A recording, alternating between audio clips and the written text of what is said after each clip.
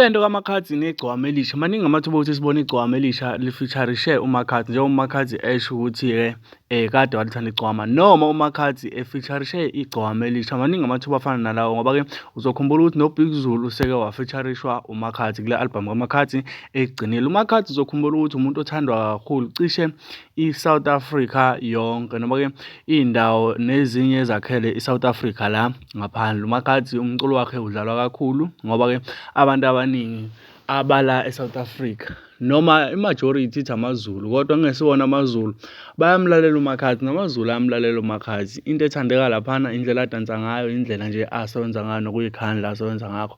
So maningi kakhulu amathuba, njengoba isikakhulukazi njengoba sebeze bahlangana. Kanti ungizwe laphana uthe uma efaka igcwama elisha futhi wathi hey, inkosi yomaskandi, waphinde futhi wangayeka ukuncoma uMakhadzi laphana-ke njengoba bebeseMpumalanga eBay Palace. Angiyazi la ndawo kahle, kodwa-ke igcwama elisha amaningi kakhulu amathuba okuthi singalibona lisebenza noMakhadzi. Lokho kuyabonakala, kodwa-ke njengoba kuyindoda engakhulumi kakhulu, kuyobonakala kwi-reality show.